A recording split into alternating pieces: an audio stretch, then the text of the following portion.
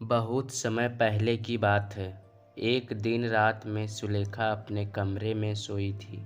उसी समय उसके कमरे के खिड़की पर बिजली चमकी।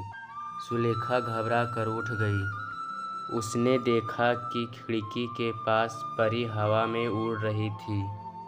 परी खिड़की के पास आई और बोली, सुलेखा तुम बहुत अच्छी लड़की हो, इसलिए मैं तुम्हें कुछ देना चाहता हूँ।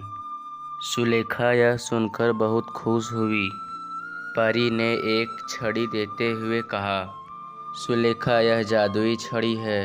तुम इसे जिस भी चीज़ की तरफ मोड़कर घुमाएगी वह चीज़ गायब हो जाएगी।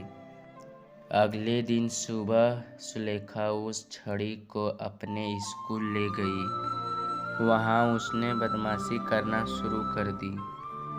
उसने पहले अपने सामने बैठा लड़के की किताब गायब कर दी। फिर बहुत सारे लड़के और लड़कियां की पेन और पेंसिल भी गायब कर दी और किसी को भी पता न चला कि यह सुलेखा की छड़ी की करामत है। जब वह घर पहुंची तब भी उनकी बदमाशी बंद नहीं हुई।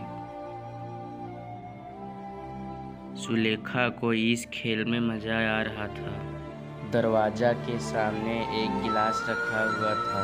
उसने सोचा, क्यों ना मैं इसे गायब कर दूं। जैसे ही उसने छड़ी घुमाई वैसे ही सुलेखा के पापा कमरे से बाहर निकलकर गिलास के सामने से गुजरे। फिर क्या, गिलास की जगह सुलेखा के पापा गायब हो गए। सुलेखा डर गई और बहुत रोने लगी।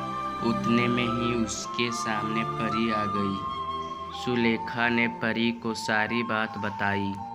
परी ने सुलेखा से कहा, मैं तुम्हारी पापा को वापस ला सकती हूँ, लेकिन उसके बाद तुमसे ये जादुई की छड़ी वापस ले लूँगी। सुलेखा बोली, आपको जो भी चाहिए ले लीजिए, मुझे मेरे पापा वापस ला दीजिए। परी ने जादुई मंत्र पढ़ा और देखते ही देखते तुरंत सुलेखा के पापा वापस आ गए। सुलेखा ने परी को धन्यवाद कहने वाला ही था कि परी वहाँ से जा चुकी थी।